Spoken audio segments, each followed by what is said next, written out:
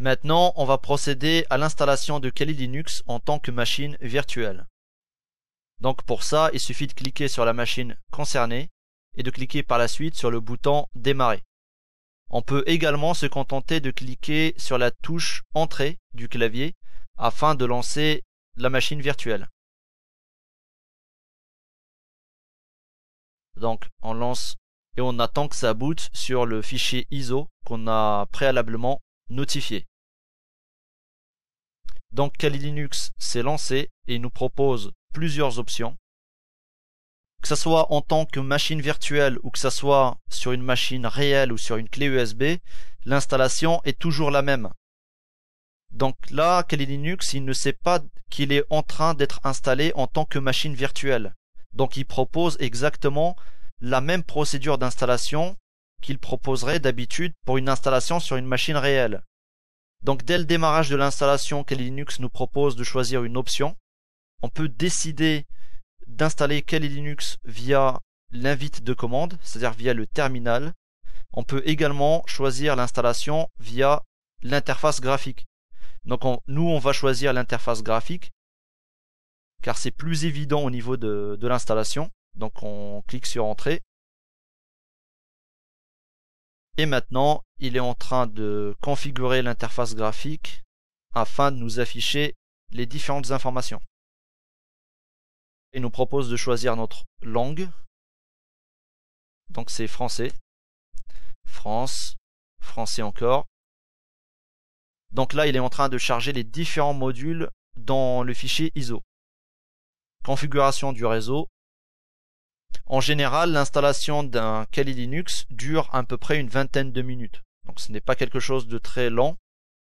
Mais par contre, vaut mieux paramétrer le système d'exploitation bien comme il faut dès le départ. Comme ça, on n'aura pas besoin de le réinstaller par la suite.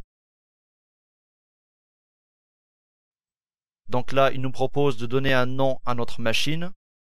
Pour ma part, je vais laisser Kali. Je vous conseille de faire de même. Et je vais continuer. Kali Linux nous propose de définir un mot de passe root. Donc root, c'est le super utilisateur et il est nécessaire de renseigner un mot de passe root. Donc dans ce cas, vous pouvez mettre le mot de passe que vous voulez. Maintenant, on peut continuer. Kali est maintenant en train de détecter les différents disques et va nous afficher une solution afin d'installer notre disque. Là, on peut choisir différentes façons d'installer Kali Linux. Vu qu'on est sur une machine virtuelle, on va choisir l'option utiliser un disque entier, car on n'a qu'un seul disque.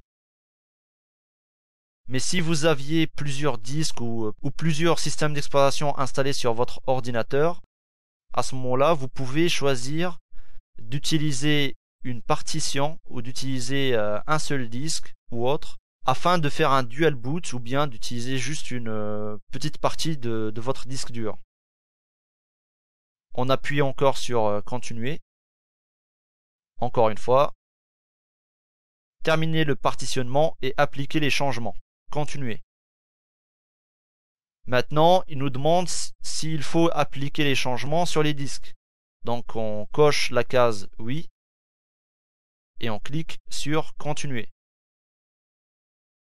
Maintenant, comme vous pouvez le voir, l'installation se lance. L'installation va prendre un petit moment. Donc ça dépend de la vitesse du disque dur sur lequel Kali Linux s'installe. Ça dépend des ressources mises à la disposition de Kali Linux, etc. etc. Donc par rapport à toutes ces données-là, il va mettre plus ou moins de temps. On voit que l'installation du système va bientôt se finaliser.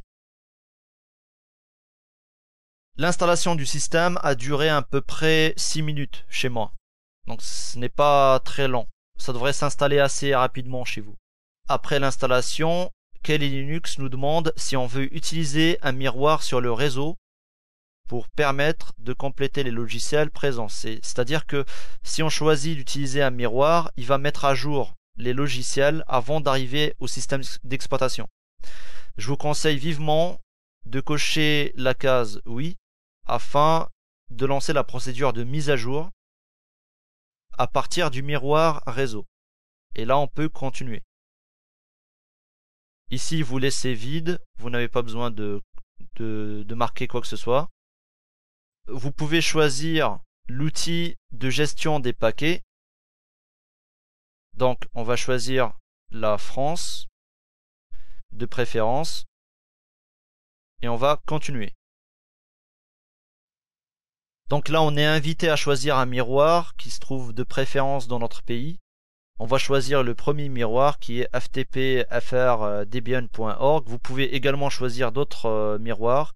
Je préfère prendre celui-là. Donc continuer. Et là, on laisse vide encore une fois et on continue. Maintenant, Kali Linux est en train d'installer le programme de démarrage Grub. Donc là, il nous propose d'installer le programme de démarrage Grub sur le secteur d'amorçage. Il faut qu'on choisisse un secteur d'amorçage. Donc continuer. Et là, vu qu'on n'a qu'un seul disque dur, on va l'installer sur le disque dur virtuel qu'on a précédemment créé grâce à VirtualBox.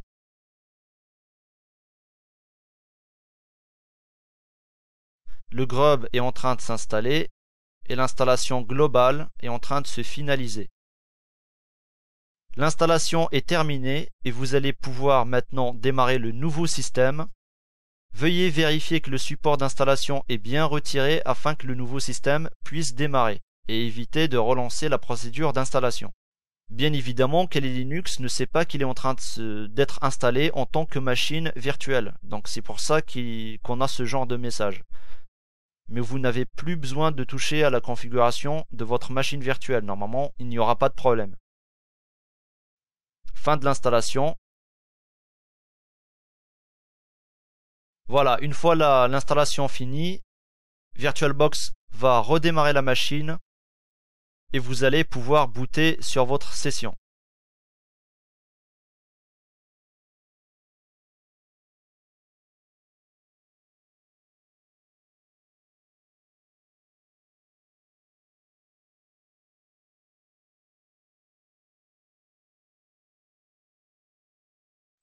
Une fois le système d'exploitation redémarre, on va indiquer notre identifiant root et notre mot de passe root.